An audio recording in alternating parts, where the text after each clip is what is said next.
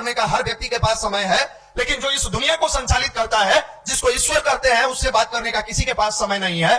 और जब समय विकट आ जाता है, तब समय निकाल के लोग बात करने जाता है, भगवान मेरी रक्षा करो। सफलता मनुष्य के संस्कार को परिष्कृत नहीं करता है। संस्कार को अगर परिष्कार में बदलना है तो अध्यात्म और गायत्री मंत्र का सहारा लेना होगा। वो सौभाग्यशाली औलाद है जिसके माँ बाप वर्तमान समय में डांट रहे हैं, बोल रहे हैं। जिस राष्ट्र में किसी और के गर्भ में पलने वाला किसी और के गोद में खेलता है, भगवान कृष्ण कहा जाता है। आज क्या कारण है? अपनी माँ के गर्भ में पलता है, अपने पिता की गोद में खेलता है। भगवान नहीं कहा है तो कम से कम इंसान तो कहा जाए।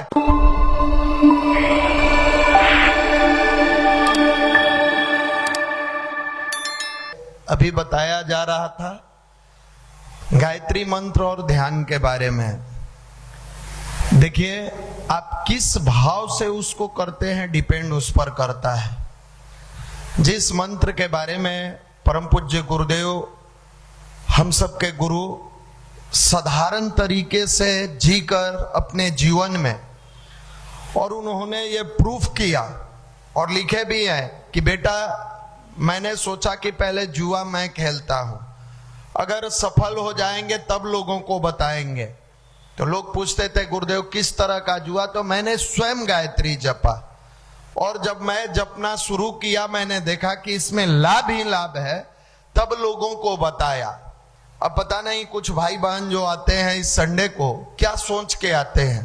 कुछ लोग सोचते हैं संडे है चलो चलते हैं, कुछ लोग सोचते हैं मंदिर है चल के अटेंडेंस बना देना चाहिए। अलग अलग अपना भाव है सबका। तो आप जिस भाव से आते हैं उतना ही मिलेगा, उससे अधिक नहीं मिलेगा।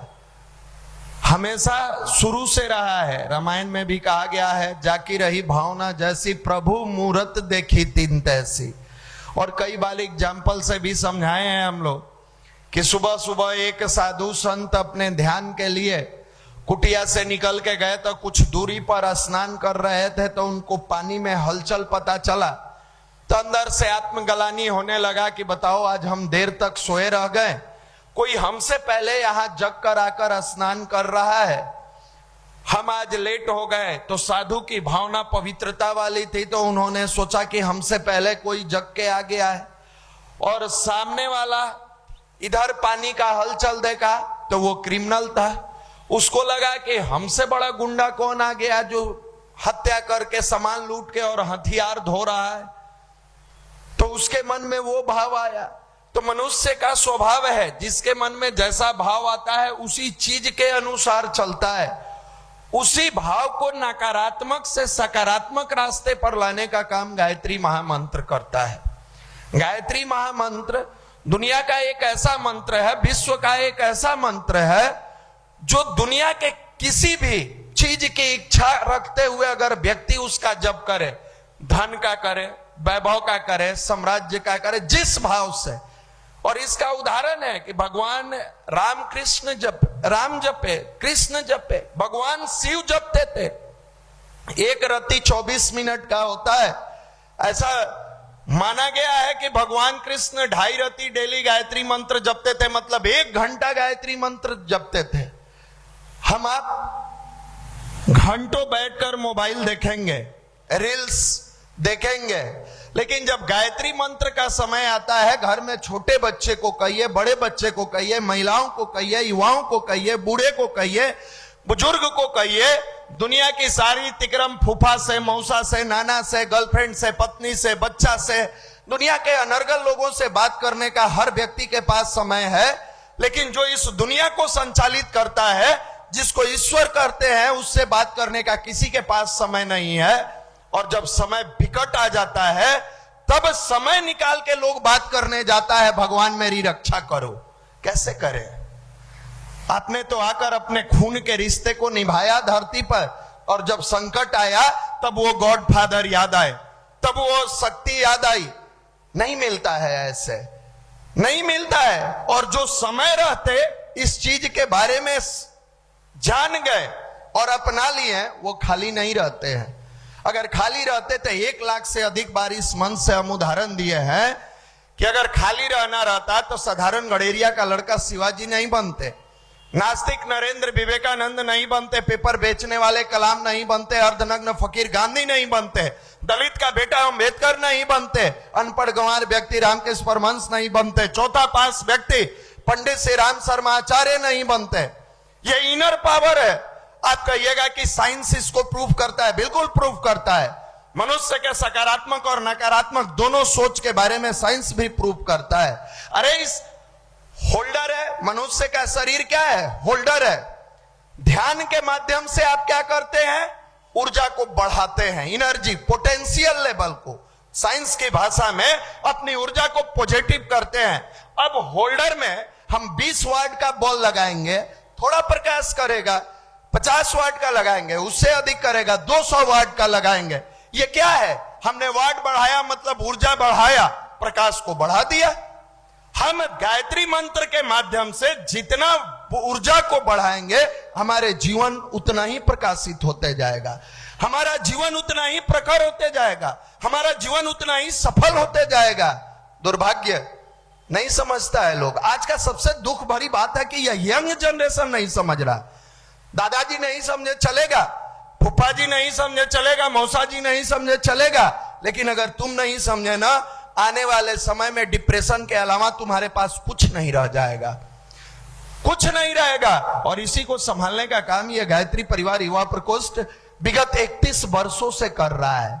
31 वर्षों से कर रहा है, 1-2 दिन से नहीं कर रहा है। और लाखों युवाओं की जिंदगी बदली, हम लोगों की भी बदली। गुरुदेव लिखते हैं, बेटे साधना नहीं तो भोजन नहीं, स्वाध्याय नहीं तो निंद्रा नहीं। जब तक साधना नहीं करो, भोजन के लिए मत बैठो। आप लोग कोई फर्क नहीं पड़ता है।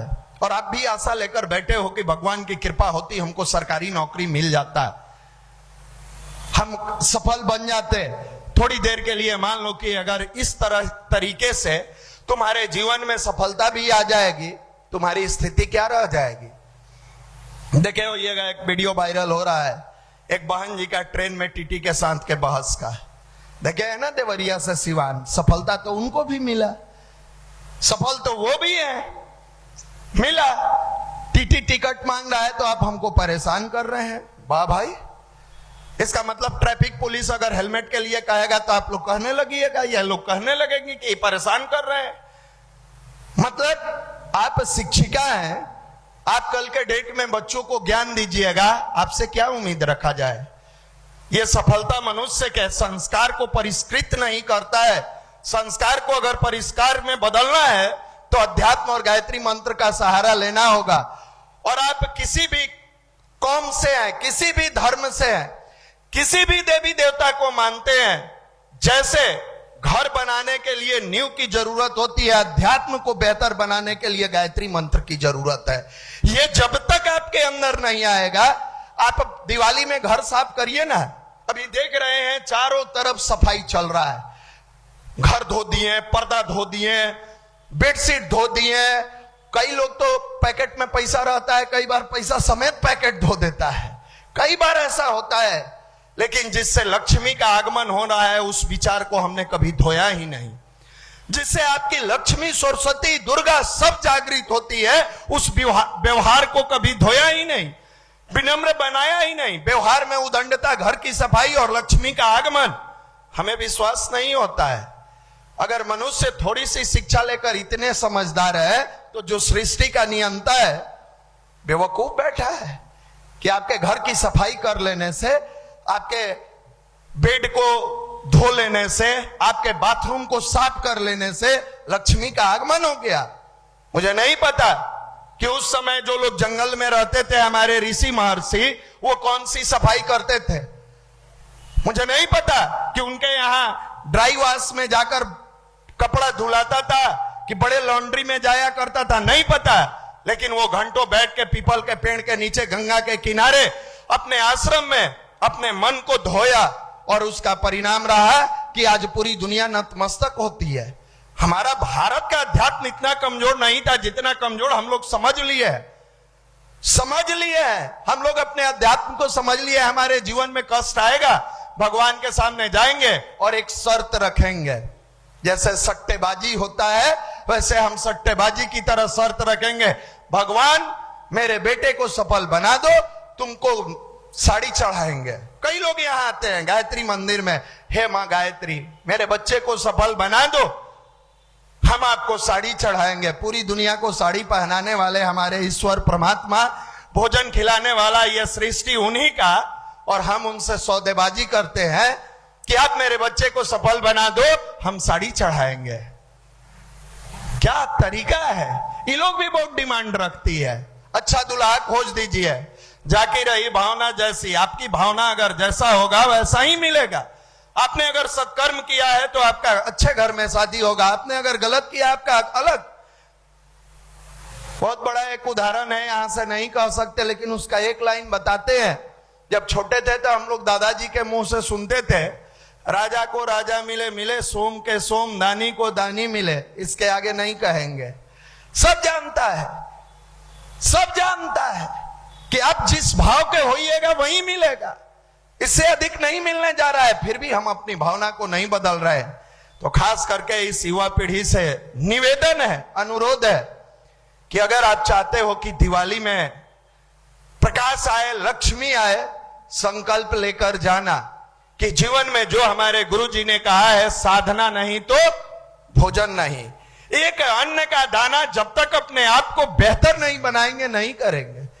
और स्वाध्याय नहीं तो निंद्रा नहीं। आजकल घंटों जो आप रील्स में समय बिताते हैं, अच्छे अच्छे लोगों की वीडियो यूट्यूब पर पढ़िए।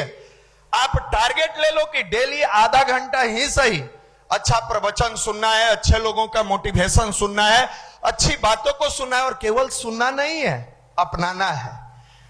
एक कान से सुने और सुबह उठ के फिर वही काम, फिर फायदा क्या। कई भाई बहन जाएंगे अभी घर, गांव जाएंगे, गांव जाने के बाद हो सकता है माता पिता का आप जितना करते हो उससे अधिक एक्सपेक्टेशन हो। हर गार्जियन को रखता है। आप कितने भी अच्छे क्यों ना बन जाएं, आपके पिता की उम्मीदें समाप्त नहीं होती, आपकी मां की उम्मीदें समाप्त नहीं होती। लगता है और अच्छा मेरा बेटा बन जाए और अच्छी बेटी बन जाए, उनकी उम्मीदें नहीं समाप्त होती है। कई बार जाता है लोग, ये लोग घर जाने के बाद पिताजी किसी बात को लेकर डांट देते हैं, बोल देते हैं। होता है, गार्जियन है, समझ में नहीं आता है। मन बना के गया है कि दिवाली में गए हैं, छठ बाद आएंगे, इस बार छुट्टी थोड़ा लंबा है तो 2-3 दिन रुक के आएंगे। आज की युवा पीढ़ी के बारे में बता रहे हैं कि आप किस मिट्टी के बने हुए हो और आपकी मानसिकता कैसी है। पिताजी डांट दिए, दिल पर ले लिया, सामने तो बोला नहीं, मां के पास जाकर कहता है नहीं रहेंगे हम, छठ समाप्त होगा उसी दिन चल जाएंगे। मां कहेगी क्या हो गया, ना कोई बात नहीं हम नहीं रहेंगे, हमें यहाँ आए हैं डांट सुनने के लिए। एक तो साल भर बाद हम आते हैं और आने के बाद डांट सुनने लगते हैं, हम नहीं रहेंगे, हम पटना जाएंगे। एक बात बताओ, पटना किसके पैसे से पढ़ते हो? क्या तुम्हारा अपना पैसा है? इतना ही तुम्हारा ईगो हर्ट होता है, इतना ही तुम्हारे स्वाभिमान को ठेस पहुंचता है। कह दो ना कि आज के बाद पापा से पैसा नहीं लेंगे, जाएंगे अपनी कमाई से पढ़ेंगे और तुम लोगों को भी भोजन कराएंगे, तब तुम्हारी जवानी की झनक को हम देखते और तुम तब समझते कि रियल में तुम्हारे अंदर स्वाभिमान है। उसी बाप का पैसा लेकर, उसी बाप से दूरी बनाकर और उसी बाप की औकात दिखाते हो और कहते हो कि हम संतान है, हम औलाद है। इतना निकृष्ट औलाद इस धरती पर कभी नहीं आया था। अरे जाना पूछ उन बच्चों से जिसके माँ बाप नहीं है, उसको डांटने वाला, बोलने वाला भी कोई नहीं है और प्यार करने वाला भी कोई नहीं है। वो सौभाग्यशाली औलाद है जिसके माँ बाप वर्तमान समय में डांट रहे हैं, बोल रहे हैं, जिसके माँ बाप उसे बेहतर बनाने के लिए 2 शब्द बोल दे रहे हैं, दिल पर ले रहे हो, बुरा लग जा रहा है। समय जब आएगा और तुम जिस दिन पिता बनोगे उस दिन पता चलेगा कि हमारे पिता क्या थे। दुनिया का यह दुर्भाग्य है कि जिस दिन ये औलाद अपने माँ बाप के बारे में जानता है उस दिन ये माँ बाप धरती छोड़ के चले गए रहते हैं, धरती छोड़ के चले गए रहते हैं और बाद में तुम्हारे पास अफसोस के सिवा कुछ नहीं रहेगा। अगर तेरे अंदर गायत्री की साधना आएगी, उसी माँ बाप के अंदर भगवान का दर्शन कराएगा, उसी माँ बाप के अंदर दिखेगा रियल भगवान यही है जिन्होंने मुझे उंगली पकड़कर चलना सिखाया। रात में ठंड में भले ही कपड़ा कम पड़ जाता था, लेकिन मां मुझे सीने से लगा के सुलाई थी। जब बाथरूम कर देते थे बेड पर, मां उस रात में एक बार भी परवाह नहीं करती थी कि मेरे बेटे को इतनी रात हुई है, मेरे शरीर को तकलीफ होगा, मेरे बेटे को कष्ट नहीं होना चाहिए, मेरी बेटी को कष्ट नहीं होना चाहिए। उस रात में उठकर बाथरूम साफ करती है वो मां। अगर एक बार अपने बच्चे से पानी मांग दे, इनके शरीर पर पानी पड़ जाता है। 12 बज गया, पहले लेके सोती ना। और दुर्भाग्य तो आज इन बेटियों का भी है, ये लोग भी नहीं समझती है। न जाने जब से मोबाइल आया तब से लेके आज तक वो प्यार तो है नहीं, वासना है। क्योंकि प्यार बड़ा पवित्र चीज है। वासना के लगाव में अभी एक वीडियो और वायरल हो रहा है, आप देखे होइएगा। उत्तर प्रदेश की घटना है। लड़की खड़ी है, पुलिस है, दादाजी खड़े हैं, पिताजी खड़े हैं, मां रो रही है, जोर जोर से रो रही है और कह रही है रह जाओ मेरे घर। बेटी कह रही है नहीं, हम लिव इन रिलेशनशिप में रहेंगे और जिसके साथ रह रहे हैं रहेंगे। प्रशासन पूछ रही है उम्र क्या है, उम्र बता रही है, पिताजी का नाम क्या है, दादाजी का। तुम बालिक हो, तुम जो कहोगे उसी पर हम लोग डिसीजन लेंगे। रोते बिलखते मां को और दादा के इज्जत को मिट्टी में मिलाकर अपने दोस्त के साथ चली जाती है। हो सकता है कई लोगों को ये लगता है कि ये आज के युवाओं के लिए हाई प्रोफाइल जमाना है, आप लोग बबादम के झुक गए हैं। याद रखना, उस मां के आंखों की एक एक बूंद आंसू तुम्हारे जीवन का ऐसा डायनामाइट बनकर आएगा जो तुम्हारे जीवन को ध्वस्त करके रख देगा। रोटी के लिए रोओगे, पानी के लिए तड़प जाओगे, तरस जाओगे। जिस राष्ट्र में किसी और के गर्भ में पलने वाला किसी और के गोद में खेलता है, भगवान कृष्ण कहा जाता है। आज क्या कारण है, अपनी मां के गर्भ में पलता है, अपने पिता के गोद में खेलता है। भगवान नहीं कहा है तो कम से कम इंसान तो कहा जाए। इंसान भी नहीं बन पाता है, हैवान बन जाता है, हैवान बन जाता है। यहीं पर गायत्री मंत्र आपके जीवन में वो प्रकाश लेकर आता है, वो दिवाली लेकर आता है, वो खुशियां लेकर आता है। जहां घर मंदिर बन जाता है, जहां इंसान देवता बन जाता है।